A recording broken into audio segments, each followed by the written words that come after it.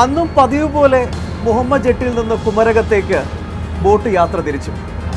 സർക്കാർ ജോലി സ്വപ്നം കണ്ട് കുറേ അധികം ചെറുപ്പക്കാരും പാവപ്പെട്ട കർഷക തൊഴിലാളികളുമായിരുന്നു ബോട്ടിലുണ്ടായിരുന്നത്. പക്ഷേ പലരുടെയും അവസാന യാത്രയായിരുന്നു അത്.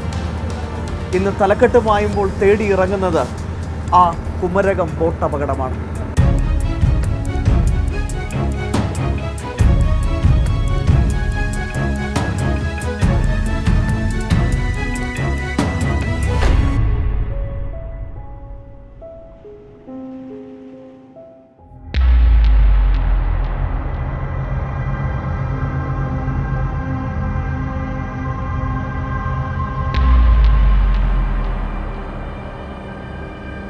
ഇവിടുന്ന് മീൻ കൊണ്ടുപോയി കോട്ടയത്ത് കൊടുക്കുന്നവരുണ്ട്.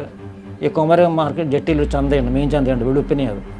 ഈ ചന്തയിൽ നിന്ന് മീനെടുത്ത് മറ്റ് സ്ഥലങ്ങൾ കൊണ്ട് വിൽക്കുന്ന ആൾക്കാരുണ്ട്. അതിനെതിരെല്ലാം വരുന്ന കൂടുതലും മീൻ വിൽക്കാൻ പോകുന്നവരും മീൻ എടുക്കാൻ പോകുന്നവരും പിന്നെ കക്ക വാരാൻ പോകുന്നവരാണ് ഫസ്റ്റ് ബോട്ടിന് കൂടുതൽ ഏറ്റവും വരുന്നത് 5:45 ബോട്ടിന്. രാവിലെ ഞാൻ രാമായണം വായിച്ചത് കർക്കിടമാസമാണ്. രാമായണം വായിച്ചിരിക്കുമ്പോഴേ ഇവർ പോകുന്നത് PSC ടെസ്റ്റിന് പോകുകയായിരുന്നു. അപ്പോൾ ഞങ്ങൾ എല്ലാവരും കൂടി ഒന്നിച്ചിരുന്ന് കട്ടൻ കാപ്പിയും കുടിച്ചു പോയതാണ്. വെളുപ്പിനുള്ള ബോട്ടിൽ 5:30 ബോട്ടിലാണ് ഇവർ പോയത്. അപ്പോൾ അവിടെ ചെന്നപ്പോൾ ബോട്ട് ഫുള്ളായിരുന്നെന്നാണ് പറയണത്. രാവിലെ ഒരു 5:15 ഫസ്റ്റ് ബോട്ട് പോകുന്നു. അതായത് PSC പരീക്ഷ എഴുതാൻ പോകുന്ന ആൾക്കാർ, പിന്നെ മത്സ്യത്തൊഴിലാളികൾ, മറ്റ് തൊഴിലാളികൾ, അവർ സ്ഥിരമായിട്ട് പോകുന്ന തൊഴിലാളികൾ. പക്ഷേ അഡീഷണലായിട്ട് ഈ PSC എഴുതാൻ വേണ്ടിയുള്ള ആഗ്രഹത്തിൽ നൂറുകണക്കിന് അന്ന് ഈ ബണ്ടും ഈ സർവീസ് ഇത്രയും പ്രമാദമായി വന്നിട്ട് എല്ലാവരും ബോട്ടിനെ ആശ്രയിക്കുന്നത്.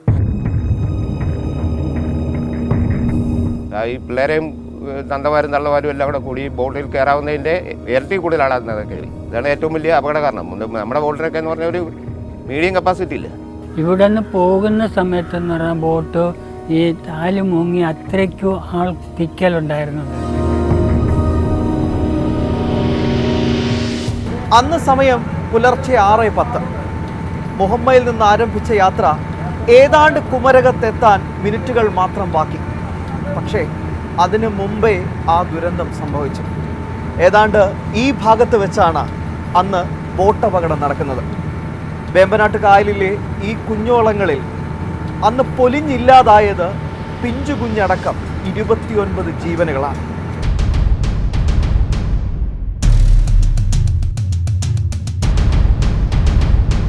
അപ്പോൾ ബോട്ട് പാളം നോക്കുമ്പോൾ ഞാൻ പിന്നെ സ്രാങ്കിനോട് പറഞ്ഞു, സ്രാങ്ക് ബോട്ട് നേരെ വിടാൻ പറഞ്ഞു. അപ്പോൾ എന്നോട് സ്രാങ്ക് പറഞ്ഞു എനിക്ക് ബോട്ട് നിയന്ത്രിച്ചിട്ട് കിട്ടുന്നില്ലെന്നാണ് പറഞ്ഞു മറുപടി. അപ്പോൾ ഞാൻ പറഞ്ഞു എവിടെ ഏത് കാര്യമുണ്ട് അങ്ങോട്ട് എടുപ്പിക്കാൻ പറഞ്ഞു. നമുക്ക് ജെട്ടിൽ നോക്കണ്ട, എവിടെയെങ്കിലും കാര്യമുണ്ട് അങ്ങോട്ട് എടുപ്പിക്കാൻ പറഞ്ഞു. കാരണം ഈ ബോട്ടിനെ പാളിയപ്പോൾ തന്നെ എനിക്ക് മനസ്സിലായി ഇത് അപകടത്തിലാണ്. സാധാരണ ലോഡിൽ പോന്നാൽ മുങ്ങേണ്ട കാര്യമില്ല. പിന്നെ ഇത് ഒരു ശകലം അങ്ങോട്ടും ഇങ്ങോട്ടും ചായ വന്നാൽ മനുഷ്യനൊരു വിഭ്രാന്തി ഉണ്ടാകും. അപ്പോൾ പിന്നെ അങ്ങോട്ടും ഇങ്ങോട്ടും ഒലച്ചിലുണ്ടാകും. അങ്ങനെ വന്നു കഴിഞ്ഞാൽ ബോട്ട് മുങ്ങുള്ളൂ. യാടിത്രയും കൂടുതലല്ലേ.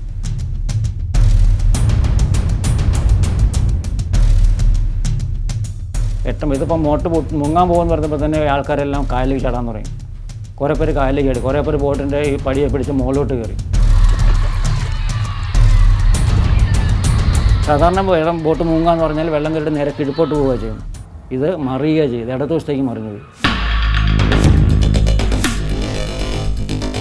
അറിയാൻ കാര്യം യാത്രക്കാരിൽ ഒരു ദിവസത്തേക്ക് വരികയും ആ വശത്തോട് മൊത്തം വെള്ളം ബോട്ടിനകത്തേക്ക് കയറുകയും ചെയ്തു. അങ്ങനെയാണ് മറിഞ്ഞത്. ഈ ബോട്ട് മുങ്ങിയെടുത്ത് ഭയങ്കര ചെളിയുള്ള സ്ഥലമാണ്. അപ്പോൾ എനിക്കൊരു പെട്ടെന്നൊരു ഇത് തോന്നി. കാരണം പണ്ട് ഇങ്ങനെ ഇപ്പോൾ ഈ പറഞ്ഞു കേട്ടിട്ടുണ്ട്, ഈ മുട്ടപ്പം വെള്ളം ഉണ്ടെങ്കിലും പേടിയുണ്ടെങ്കിൽ ചത്തുപോകുന്നു. ഞാൻ നിന്ന് നോക്കിയപ്പോൾ എൻ്റെ കൈ ഈ വെള്ളത്തിന് മുകളിൽ വരുന്നില്ല. അത്രയ്ക്കും ആഴമുള്ള സ്ഥലമാണ്.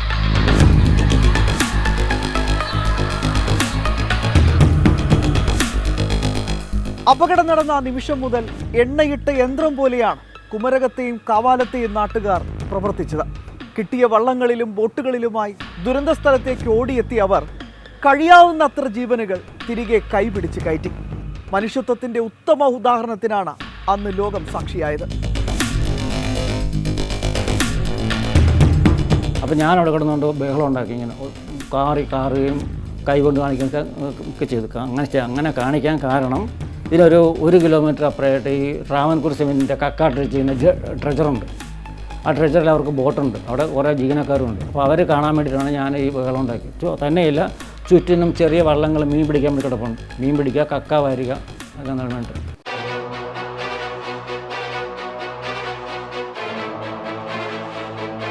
അപ്പോൾ ഇവരാരും വെള്ളം കിട്ടുന്ന ആരും ഒറ്റ വെള്ളവും വന്നില്ല. പക്ഷേ ആദ്യം ഈ ബഹളവും ഒക്കെ എല്ലാം കയ്യും കാലും ഒക്കെ കാണിക്കണതുകൊണ്ട് ഈ ട്രഷറിക്കാരുടെ ബോട്ട് വന്നു. ബോട്ടുകാർ വന്നപ്പോൾ ഞാൻ അവരോട് പറഞ്ഞു, ഇവരെങ്ങനെ രക്ഷിക്കണം, ഞങ്ങളെ അപകടത്തിലാണ് പറഞ്ഞു. അവരോടനെ തന്നെ അവരുണ്ടെന്ന് ലൈഫ് ബോയൊക്കെ എടുത്ത് വെള്ളത്തിൽ ഇട്ട് കൊടുത്തു. അതുപോലെ ബോട്ടിൻ്റെ പള്ളവശം ഇങ്ങനെ പൊങ്കിടപ്പുണ്ട്, അവിടെ കയറ്റി ഇരുത്തിയിരിക്കുകയായിരുന്നു ആവശ്യമായ സ്ത്രീകളെയും ആൾക്കാരെയൊക്കെ. അവരുടനെ അവരെല്ലാം പിടിച്ച് അവർ തന്നെ പിടിച്ച് കയറ്റി ബോട്ടിനകത്ത് കയറ്റി വേറെയും കുറേ ആൾക്കാർ കയറ്റി അവർ നേരെ കുമരകത്തേക്ക് വിട്ടുപോയി. അല്ലെങ്കിൽ ദുരന്തം ഇതിൽ വളരെ ഭീമമാകുമായിരുന്നു. ദുരന്തം വലിയ ആൾക്കാരുടെ ആൾനാശം ഉണ്ടാകുക.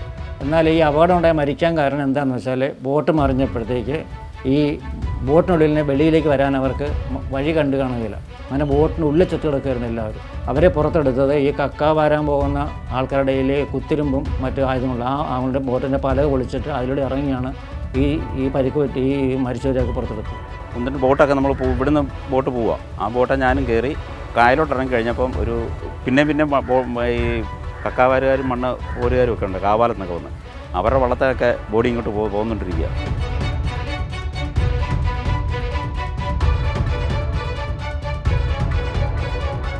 അന്ന് രക്ഷാപ്രവർത്തകർ കണ്ടത് കരളലിയിപ്പിക്കുന്ന കാഴ്ചകളായിരുന്നു. ബോട്ട് വെട്ടിപ്പൊളിച്ച് ഒരു പിഞ്ചു കുഞ്ഞിൻ്റെ മൃതശരീരം പുറത്തെടുത്ത ആ നടുക്കുന്ന ഓർമ്മകൾ ഇന്നും അവർക്കുണ്ട്. ഒപ്പം ഭാര്യയും മക്കളും നഷ്ടപ്പെട്ട് അവരുടെ ഓർമ്മകളിൽ ജീവിക്കുന്ന കുഞ്ഞപ്പൻ ചേട്ടനെ പോലെ ഒരുപാട് പേരുണ്ട് ഇപ്പോഴും മുഹമ്മയിൽ.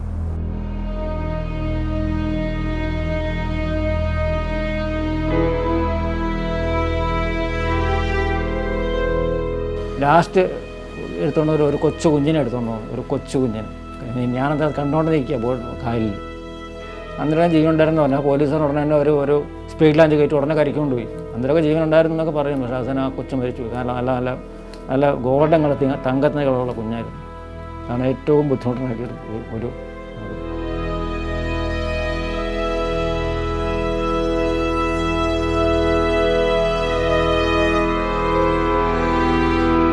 ഈ വെള്ളം കയറി കഴിഞ്ഞപ്പം ഇഞ്ചമുറിക്കകത്ത് ഒരു ഹള്ള് പോലെ ഉണ്ട്, അതിനകത്തായിരുന്നു അവർ രണ്ടും ഒരുപോലെ കിടക്കുക. അപ്പം നമ്മളെ വെള്ളത്തിൽ കിടക്കുകയായിരുന്നു. നമ്മളെ പറ്റയാണ് ആ കൊച്ചിനെ എടുക്കുന്നത്, ഒരു കുഞ്ഞു വെച്ച് ആ തള്ളയുടെ കയ്യിൽ നിന്ന്. നമുക്ക് ശരിക്കും പറഞ്ഞാൽ നമ്മൾ വെള്ളത്തിൽ കിടക്കുന്നതിൻ്റെ തൊട്ട് പറ്റാന്ന് എടുക്കുന്നു. അത് നമുക്ക് ശരിക്കും അത് കുറച്ച് ദിവസത്തേക്ക് നമ്മുടെ മനസ്സിൽ നിന്ന് പോയിട്ട്.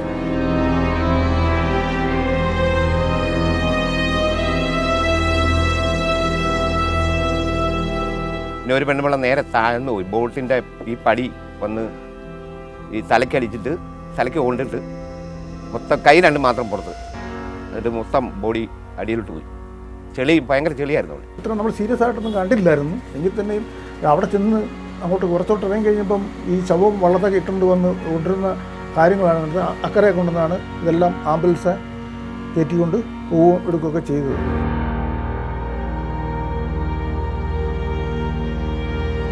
വേറെ ആൾക്കാർ വന്ന് എന്നെ അറിയിച്ചു. ഞാൻ പോയി കോട്ടയത്ത്.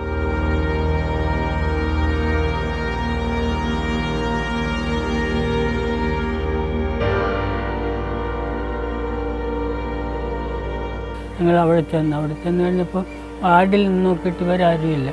പിന്നെ മോർച്ചറി ചെന്നാണ് ഞങ്ങൾ കണ്ടത്. അങ്ങനെ പിന്നെ അവിടെ നിന്ന് പോകുന്നു. പിന്നെ എന്ത് നടന്നെന്ന് എനിക്കൊന്നും അറിഞ്ഞുകൂടാ. 2 മക്കളും ഭാര്യയാണ് പോയത്. എൻ്റെ ഭാര്യയുടെ പേര് നിർമ്മല, പിന്നെ മകൻ്റെ പേര് സന്തോഷ് കുമാർ, മകളുടെ പേര് സന്നിമോള്. 3 പേര് ഒരുമിച്ച് ഇതിൽ പോകയായിരുന്നു.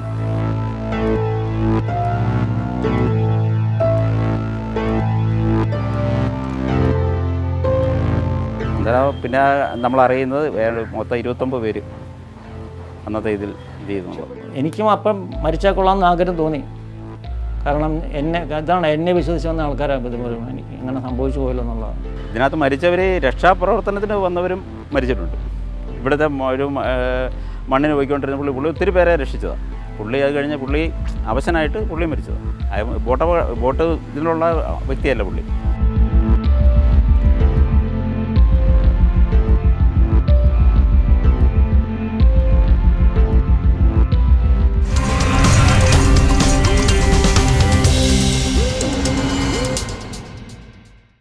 നിമിഷങ്ങൾക്കകം ഓടിയെത്തിയ നാട്ടുകാർക്കൊപ്പം നേവി അടക്കമുള്ള സർക്കാർ സംവിധാനങ്ങളും രക്ഷാപ്രവർത്തനത്തിൽ സജീവമായി.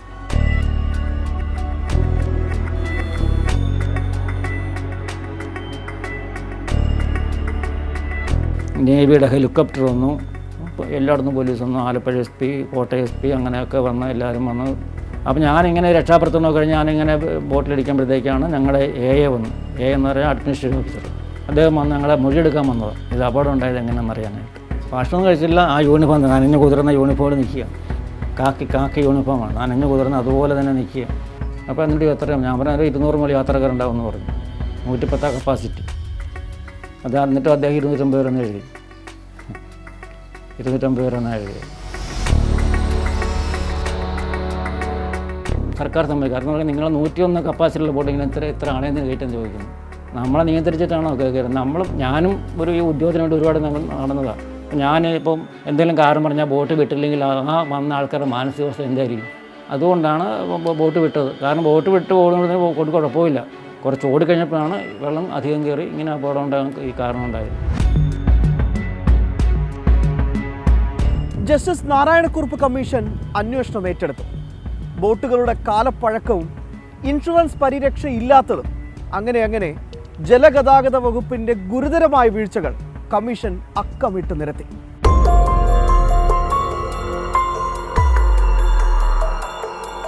കമ്മീഷൻ ഞങ്ങളെ 3 പേരുടെ കേസിലെ കേസ് ചാർജുള്ളൂ. അതായത് ബോട്ട് മാസ്റ്റർ, ബോട്ട് സ്രാങ്ക്, ബോട്ട് ഡ്രൈവർ. ലാസ്കർമാരെ ഒഴിവാക്കി, കാരണം അവർക്ക് യാതൊരു ഉത്തരവാദിത്വമില്ല. അതിൻ്റെ ഒരു കാരണം എന്ന് പറഞ്ഞു കഴിഞ്ഞാൽ ബോട്ടിൽ കയറാവുന്നതിൽ കൂടുതൽ ആൾ കയറി. അവർ ഇവരെ ലാസ്കർമാരെയോ ഡ്രൈവർമാരെയോ കുറ്റം പറഞ്ഞിട്ട് കാര്യമില്ല. എന്ന് വെച്ചാൽ നിയന്ത്രിച്ചാൽ നിൽക്കില്ല. അത് ജീവനക്കാരുടെ ഒന്നും കുഴപ്പമല്ല, അത് അവരുടെ കൺട്രോളിൽ നിൽക്കുന്ന കാര്യമല്ലായിരുന്നു. ജനങ്ങൾക്ക് ഭയപ്പെട്ടു പോയി, മറിയുമെന്നുള്ള പേടി. അങ്ങോട്ടും ഇങ്ങോട്ടും ചരിഞ്ഞപ്പം വെള്ളവും കൂടെ വന്ന്, വെള്ളക്കെടുള്ള ബോട്ടായിരുന്നു, മറിഞ്ഞ് ആ ദുരന്തം ഉണ്ടായി. 29 ആൾക്കാർ മരിക്കുകയും ചെയ്തു. കമ്മീഷൻ ഞങ്ങൾ പറഞ്ഞപ്പോൾ കമ്മീഷൻ എല്ലാം ബോധ്യപ്പെട്ടു. കമ്മീഷൻ നേരിട്ട് വന്ന് ഞങ്ങൾ ആദ്യമായി ഒരു എറണാകുളത്ത് ഒരു സ്ഥലത്ത് സിറ്റിങ്ങിന് വിളിച്ചു. അവിടെ ചെന്ന് ഞങ്ങൾ മൊഴി കൊടുത്തു. അതിന് അദ്ദേഹം സ്ഥലത്ത് വന്നു, ഡെമ്മി പരിശോധന നടത്തി. ഡെമ്മി മൺചാക്ക് നിറച്ചിട്ട് അതിനെ ബോട്ട് ഓടിച്ച് നോക്കി.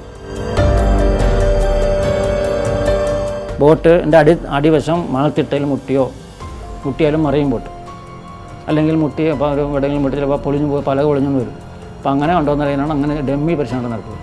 അപ്പോൾ അങ്ങനെയൊന്നും ഉണ്ടായില്ലെന്ന് അവർക്ക് ബോധ്യമായി. അങ്ങനെയാണ് ജസ്റ്റിസ് നാരായണക്കുറുപ്പ് റിപ്പോർട്ട് കൊടുത്തത്. ജീവനക്കാരോടൊപ്പം കൊണ്ട് എല്ലാം തന്നെ റിപ്പോർട്ട് കൊടുത്തു അവിടെ ഉണ്ടായത്.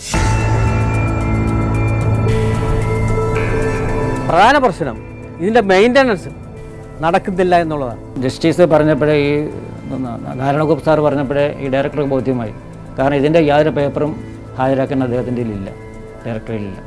അപ്പോഴാണ് ജസ്റ്റിസ് പറഞ്ഞത് ഈ കേസ് മുമ്പോട്ട് പോയാൽ താനകത്ത് പോകുന്നത്. മെയിൻ കാരണം ഈ ബോട്ടിൻ്റെ കാലപ്പഴക്കമാണ്. MA സീറ്റും പറഞ്ഞ കേസുണ്ടല്ലോ, റോഡ് ആക്സിഡൻറ്റ്. പക്ഷേ ഇതിനങ്ങനെയൊന്നുമില്ല, ഇതിന് ഇൻഷുറൻസേ ഇല്ലായിരുന്നു, ഇൻഷുറൻസേ ഇല്ല. ഇതിന് ശേഷം ഈ അപകടം ഉണ്ടായതിനു ശേഷമാണ് ബോട്ടിന് ഇൻഷുറൻസ് എടുക്കാൻ തുടങ്ങിയത്. അല്ല, 140 സിവിൽ കേസും ഒരു ക്രിമിനൽ കേസും. ആ 140 കേസ് ആലപ്പുഴ കോടതിയിലായിരുന്നു. ക്രിമിനൽ കേസ് കോട്ടയം കോടതിയിലായിരുന്നു. അതായത് കുമരകം പോലീസ് രജിസ്റ്റർ ചെയ്ത കേസായിരുന്നു. അതിനുശേഷം ഈ 2019 ജൂലൈ വരെ കടന്ന ഉറക്കം വരത്തില്ല. കാരണം ഇത് എങ്ങനെയാണ് വരുന്നതെന്ന് നമുക്കറിയില്ലല്ലോ. ഒടുവിൽ കേസ് വിധിയായി. കുറ്റമാരോപിച്ച 3 പേരെയും കോടതി വെറുതെ വിട്ടു. പക്ഷേ ഈ ദുരന്തത്തിൻ്റെ യഥാർത്ഥ കാരണക്കാർ അവരിപ്പോഴും നാട്ടുകാർക്കും ഇരകൾക്കും മുമ്പിൽ വാഗ്ദാനങ്ങൾ മാത്രം നൽകിക്കൊണ്ട് മാറി മാറി ഭരിക്കുകയാണ്.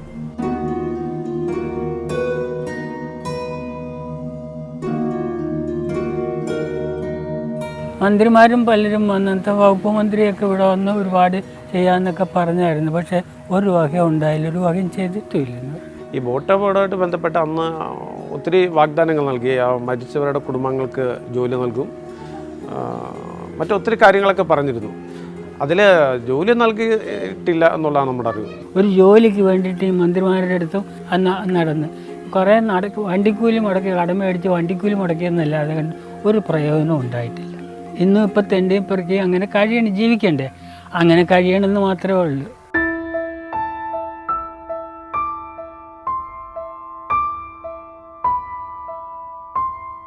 ചത്തില്ലെന്ന് മാത്രമേ ഉള്ളൂ. എന്തുകൊണ്ട് ചത്തില്ല എന്നുള്ളതാണ് ഞാൻ കുറിച്ച് പോയിരുന്നത്. എനിക്ക് ആരും കുഴപ്പമില്ലായിരുന്നു, അത് വിഷമവും ഇല്ലായിരുന്നു എനിക്ക്.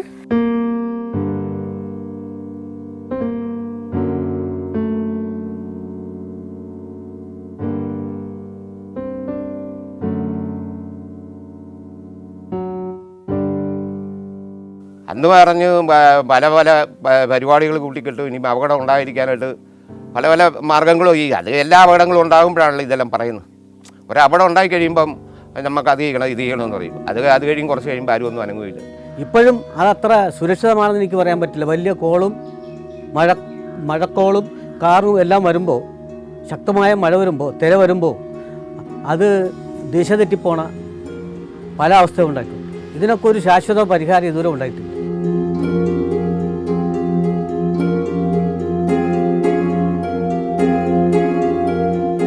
ഇപ്പോൾ ഈയിടെ കണ്ട് 3-4 ലൈറ്റ് പിടിപ്പിക്കുന്നുണ്ടെന്ന് ഈ പത്രത്തെ കണ്ട്. ഇപ്പോഴും പല പ്രാവശ്യവും ബോട്ട് നമ്മുടെ അവിടെ വിളക്ക് കാണിക്കുന്നത് അത് ദിശ തെറ്റി പല സ്ഥലത്തും പോയിക്കൊണ്ടിരിക്കുക.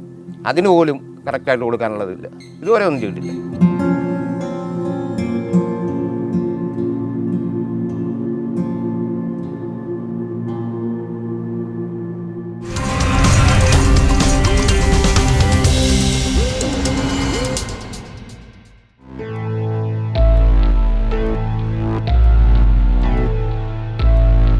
ഒരു പിഞ്ചു കുഞ്ഞടക്കം വെള്ളത്തിൽ പൊലിഞ്ഞ 29 ജീവനുകൾക്ക് വേണ്ടി സംസ്ഥാന നിയമസഭയിൽ പാസാക്കിയ സ്മാരകമാണ് എനിക്ക് പുറകിൽ കാണുന്ന ഈ ഒരു മന്ദിരം. ഇപ്പോൾ ഈ നാട്ടുകാർ ചോദിക്കുന്നത് എന്തിനായിരുന്നു ഈ മന്ദിരം ഇവിടെ നിർമ്മിച്ചതെന്നാണ്. അതിന് കാരണം ഇനി കാണാൻ പോകുന്ന ദൃശ്യങ്ങളാണ്. ആ ദൃശ്യങ്ങൾ കണ്ട് പ്രേക്ഷകർക്ക് തന്നെ വിലയിരുത്താം എന്തിനു വേണ്ടിയായിരുന്നു ഇതൊക്കെ.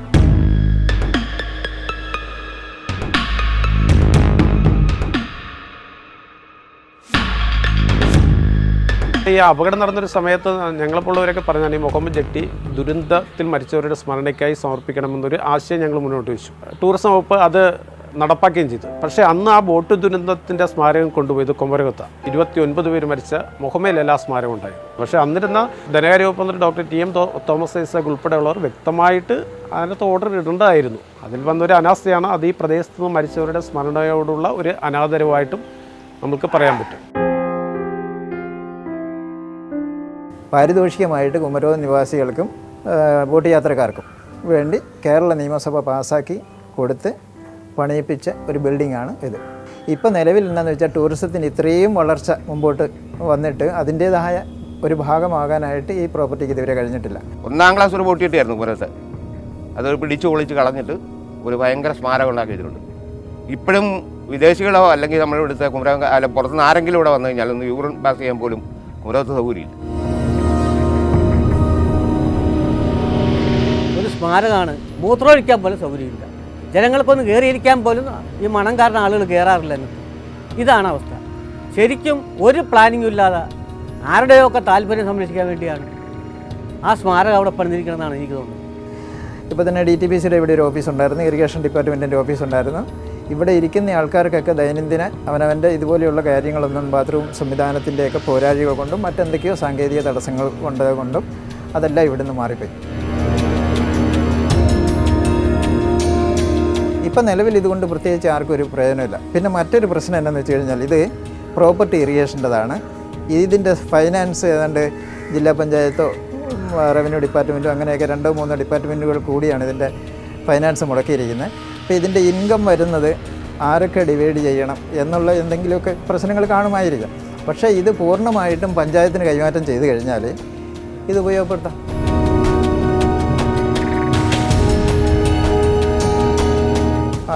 സർക്കാർ സ്ഥാപനങ്ങൾ, അർദ്ധ സർക്കാർ സ്ഥാപനങ്ങളൊക്കെ പ്രൈവറ്റ് വ്യക്തികളുടെ റൂമുകളിൽ വാടക കൊടുത്ത്, അമിതമായ വാടക കൊടുത്ത് ഇരിക്കുന്നത്. അപ്പോൾ സ്വാഭാവികമായിട്ട് അങ്ങനെയുള്ള സ്ഥാപനങ്ങൾ ഇതിനകത്ത് വന്നു കഴിഞ്ഞാൽ പഞ്ചായത്തിന് വരുമാനമാകും. ആ വരുമാനത്തിൻ്റെ ഉള്ളിൽ നിന്നുകൊണ്ട് തന്നെ ആർക്കെങ്കിലും 1-2 പേർക്ക് ഒരു ചെറിയ തൊഴിലും ആകും. ടെമ്പററി ആയിട്ടാണെങ്കിലും ഒരു തൊഴിൽ കൊടുത്താൽ അവർക്ക് എന്തെങ്കിലും ഒരു വേതനം കൊടുക്കാനുള്ളൊരു മാർഗം കിട്ടും. ഇപ്പോഴതെല്ലാം ഇത് പായൽ പിടിച്ച് നശിച്ചുകൊണ്ടിരിക്കുക. അപ്പോൾ സ്വാഭാവികമായിട്ട് പബ്ലിക്കിന് പ്രയോജനമില്ല, തദ്ദേശവാസികൾക്ക് പ്രയോജനമില്ല, പഞ്ചായത്തിന് പ്രയോജനമില്ല. പക്ഷേ ഇതിന് ആർക്ക് എന്ത് പ്രയോജനമാണെന്നുള്ളത് ഇപ്പോഴും അറിയില്ല. ഇതാണ് അവസ്ഥ.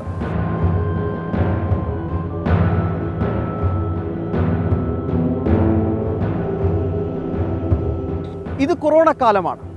ഈ കാലം ഒന്ന് കഴിഞ്ഞു കിട്ടിയാൽ ടൂറിസം മേഖലയിൽ ഒരു വലിയ മുന്നേറ്റമുണ്ടാകുമെന്നാണ് സർക്കാരിൻ്റെ അവകാശവാദം. കേരയിൽ പോലെയുള്ള വമ്പൻ പദ്ധതികൾക്ക് വേണ്ടി ചരട് വലിക്കുന്നുമുണ്ട്. പക്ഷേ ടൂറിസം മേഖലയിൽ ഒരുപാട് സാധ്യതകളുള്ള ഈ സ്ഥലത്തിൻ്റെ അവസ്ഥ ഇങ്ങനെയാണെങ്കിൽ കുമരകം ബോട്ട് ദുരന്തം കഴിഞ്ഞു. അതിനുശേഷം നാട്ടിൽ ഒരുപാട് ദുരന്തങ്ങളും നടന്നു. പക്ഷേ ഒന്നിൽ നിന്നും ആരും ഒന്നും പഠിച്ചില്ല. ഇനിയൊരു ദുരന്തം ഉണ്ടാവാതിരിക്കട്ടെ.